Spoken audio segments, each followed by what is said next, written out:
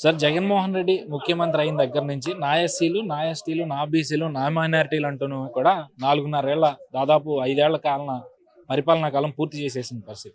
మరి ఏం చేశాడంటారు వీళ్ళందరికీ కూడా ఈ జగన్మోహన్ రెడ్డి గారు పాదయాత్రలో దొంగ హామీ ఇవ్వడం జరిగింది ముస్లిం మైనారిటీలకి. ఎందుకంటే గతంలో నారా చంద్రబాబు నాయుడు గారు అధికారంలో ఉన్నప్పుడు ఎస్సీ ఎస్టీల కన్నా హీనంగా ఉన్నారు ముస్లిం సోదరులని సచార్ కమిటీ, మిశ్రా కమిటీ నివేదిక ఇవ్వడం జరిగింది స్పష్టంగా. అది చూసి నారా చంద్రబాబు నాయుడు గారు ముస్లింలకి పెద్దపీట వేసడం జరిగింది. దుల్హన్ పథకం అయితేనేమి, విదేశీ విద్య అయితేనేమి, మౌజన్లకి ఇమాములకి గౌరవ వేతనాలు దేశంలో యా ప్రభుత్వం యా పార్టీ ఇలా అటువంటి స్కీము నారా చంద్రబాబు నాయుడు గారు ముస్లింలకి ఇవ్వడం జరిగింది. దుల్హన్ పథకం, విదేశీ విద్య, సబ్సిడీతో కూడిన రుణాలు, అటువంటి ఎన్నో సంక్షేమ పథకాలు ఇస్తే, రంజాన్ తోఫా అట్లాంటివి ఎన్నో సంక్షేమాలు ఇస్తే అవన్నీ తుంగలో తొక్కి జగన్మోహన్ రెడ్డి ముస్లింస్ కి మోసం చేసి దాడులు చేపిస్తున్నాడు. అవన్నీ ఒక పక్కన పెడితే మనకి దాడులు చేపిస్తాను, ఆత్మహత్యలకు పాల్పడినారు జగన్మోహన్ రెడ్డి ప్రభుత్వంలో. ముస్లింలు చాలా మంది, వందల మంది ఆత్మహత్యలకు పాల్పడినాడు. మా భూములని కబ్జాకు గురి అయిన వక్ఫ్ బోర్డుల భూమికి సంబంధించిన భూములని ఎమ్మెల్యేలు, మంత్రులకు అంతా కబ్జాకు గురి చేసినారు. ఇది జగన్మోహన్ అధికారం వచ్చిన తర్వాత. సో అంటే అధికారంలోకి వచ్చిన తర్వాత దాదాపు ఏదైతే చెప్పుకుంటా ఉన్నా ఆ 5 రెడ్ల కనుసన్నల్లోనే రాష్ట్రం అంతా కూడా పరిపాలన సాగుతూ ఉంది. వాళ్ళు చెప్పినట్లే ఈరోజు సీట్లు కూడా జగన్మోహన్ రెడ్డి ఇస్తా ఉన్నాడు అని చెప్పి అయితే ప్రచారం నడుస్తా ఉంది. సో ఇప్పటి వరకు ఏదైతే 40 స్థానాల్లో కూడా కన్ఫర్మ్ చేసిన పరిస్థితి. ఇన్ఛార్జీలు ఇచ్చారు కానీ వాళ్ళకి సీట్ రేపు ఎమ్మెల్యేగా వాళ్లే ఉంటారా లేదా కొత్త వాళ్ళని తెర మీద తీసుకొస్తారో తెలియని పరిస్థితి. ఈరోజు ఉదాహరణకి విజయవాడ పశ్చిమ నియోజకవర్గమే తీసుకుంటే గత 2019 ఎన్నికలకు ముందు ఒక ముస్లిం నాయకుడు అక్కడ నియోజకవర్గం మొత్తం కూడా ఇన్ఛార్జ్ బాధ్యతలు వహించిన పరిస్థితి. కానీ ఎలక్షన్ నాటికి వేరే ఆయన్ని తీసుకొచ్చి వెల్లంపల్లి శ్రీనివాస్ అని ఆయన్ని ఎమ్మెల్యేగా నించోబెట్టిన పరిస్థితి. మళ్ళీ ఇప్పుడు అదే ముస్లింకి ఇన్ఛార్జ్ పదవి ఇచ్చిన పరిస్థితి. సో మరి ఈసారి ఆయన టికెట్ ఉంటుందా లేదా అనేది కూడా ఇప్పుడు కొంతమందిలో ప్రశ్నలు ఏమనెత్తిన పరిస్థితి. దీన్ని ఎట్లా చూస్తారు? అంటే జగన్మోహన్ రెడ్డి మార్చల్లా, ఎమ్మెల్యేలే కాదు మార్చాల్సింది, జగన్మోహన్ రెడ్డికి ప్రజలు మార్చేది ఖాయమని కూడా ఈ అన్ని సర్వేలు చెప్తా ఉన్నాయి. ఎందుకంటే ముస్లింలు ఏం చేసినారు, ఇదేమన్నా బడ్జెట్ ఇస్తే కదా ఇతను ఇచ్చేది, వీళ్ళు ఇచ్చేది.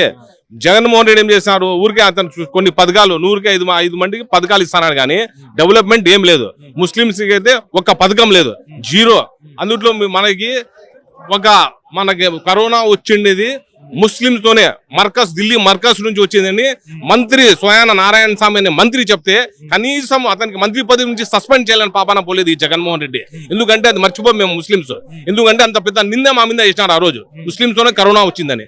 అటువంటి నింద చేసినాడు. అటువంటి అదే నారా చంద్రబాబు నాయుడు అయితే నిమిషాల్లో సస్పెండ్ చేస్తాంటది మంత్రి పదవి నుంచి, అతను తొలిస్తాంటది. ఎందుకంటే ముస్లిం మనోభావాలు దెబ్బతిన్న ఆ రోజు చాలా బాధపడ్డారు ముస్లింస్ అంతా. అదే విధంగా ఎన్ఆర్సీ విషయం, నల్ల చట్టం తీసుకుని వస్తే బీజేపీ వాళ్ళు నల్ల చట్టం తీసుకుని వస్తే దానికి 22 ఎంపీలు మద్దతు ఇచ్చారు. ఢిల్లీలో గల్లీలో నేను వెతకరామంటాడు జగన్మోహన్ రెడ్డి. ఇవన్నీ మాట తప్పి మడమతికిన జగన్మోహన్ రెడ్డికి ముస్లిం సమాజం, ముస్లిం మత పెద్దలు గమనిస్తూ ఉన్నారు. ఖచ్చితంగా రాబోయే రోజుల్లో ఇప్పుడు జరిగే ఎలక్షన్ లో ఖచ్చితంగా ముస్లిం చంద్రబాబు నాయుడు వస్తేనే మా ముస్లిం భవిష్యత్తు బాగుపడుతుంది, మా ముస్లిం సమాజం బాగుపడుతుంది అని కానీ ముస్లిం కోరుకుంటా ఉన్నారు. ఖచ్చితంగా బుద్ధి చెప్తారు జగన్మోహన్ రెడ్డి అని కూడా నేను మనవి చేస్తున్నా. అదే విధంగా చంద్రబాబు నాయుడు గారు హజ్ హౌస్ కడపలో దాదాపు 40 కోట్లు పెట్టి హజ్ హౌస్ కడితే ముస్లింలకి హైదరాబాద్ విడిపోయిన తర్వాత, తెలంగాణ విడిపోయిన తర్వాత మాకు హజ్ హౌస్ లేకపోతే లోటు బడ్జెట్ ఉన్నా కూడా 16,000 లోటు బడ్జెట్ ఉన్నా కూడా ముస్లింస్ అంత పెద్ద హజ్ హౌస్ తెరిస్తే ఈ రోజు కంప చెట్లు నీళ్లు వచ్చి నాశనం చేసినాడు. ఎవరబ్బ సమ్ము నేను అడుగుతా ఉన్నా. అదే విధంగా ఆడ మంత్రి ఉన్నాడు, మైనార్టీ మంత్రి, రబ్బర్ స్టాంప్ మంత్రి అమ్జద్ బాషా. ఏం పీక్తాడు ఆ మంత్రి అని నేను అడుగుతా ఉన్నా. అమ్జద్ బాషా కూడా నేను అడుగుతా ఉన్నా, సూటిగా అడుగుతా ఉన్నా. నువ్వు ఒక ముస్లిం అయినా నీకు మంత్రి పదవి ఇచ్చినాడు, నువ్వు ముస్లింలకి మోసం చేస్తాను. ఈ మంత్రి కూడా ఖచ్చితంగా కడపలో కూడా ఈ రోజు వై నాట్ 175 అంటాను, వై నాట్ పులివెందల అని మేము అడుగుతా ఉన్నాం. ముస్లిం సోదరులంతా ఈ రోజు వై నాట్ పులివెందల అని అడుగుతున్నారు. ఖచ్చితంగా 165 సీట్లు తెలుగుదేశంకి రాబోతున్నాయి. చంద్రబాబు నాయుడు తిరిగి ముఖ్యమంత్రి అయిపోతే ఖాయమని కూడా నేను మనవి చేస్తా ఉన్నా. ఈరోజు రాష్ట్రంలో అంతా కూడా ఉద్యమాలతో నిండిపోయి రచ్చరచ్చ నడుస్తూ ఉన్న పరిస్థితి. ఈరోజు అన్నపూర్ణ ఆంధ్రప్రదేశ్లో ఉద్యమాంధ్రప్రదేశ్గా మారిపోయింది. ఈరోజు ప్రతి ఒక్కరు రోడ్లెక్కి తమ నిరసన తెలుపుతున్న పరిస్థితి. వాటిని పట్టించుకోకుండా మంతూరులేమో న్యూ ఇయర్ సెలబ్రేషన్స్ అంటూ పబ్బులకి వెళ్ళి డ్యాన్స్లు వేస్తారు. అలాగే గెలిపే లక్ష్యంగా ఎమ్మెల్యేలని మార్చుకుంటూ జగన్మోహన్ రెడ్డి నిర్ణయాలు తీసుకుంటూ తాడేపల్లి ప్యాలెస్కి పరిమితమైన పరిస్థితి. దీని ఎట్లా చూస్తారు? జగన్మోహన్ రెడ్డి తాడేపల్లి కొంప కూలిపోతుంది, అది ఖాయం. జగన్మోహన్ రెడ్డికి మార్చికి రంగం సిద్ధమైపోయింది. ప్రజలైతే ఓటు కోసం ఎప్పుడు రోజు వస్తుంది, ఆ ఓటుతో ఆదాయంతో రెడీ ఉన్నారు జగన్మోహన్ రెడ్డికి మార్చాలని.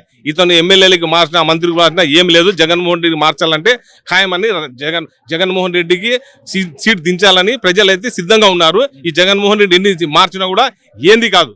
డిసైడ్ అయినారు చంద్రబాబు నాయుడికి ముఖ్యమంత్రి చేసుకుంటేనే మన రాష్ట్రం బాగుపడుతుంది, తరాలు బాగుపడతాయి, వచ్చే తరం బాగుపడుతుందని డిసైడ్ అయ్యి ఈ రోజు ప్రజలు సిద్ధంగా ఉన్నారు చంద్రబాబు నాయుడికి ముఖ్యమంత్రి చేసుకునేకి.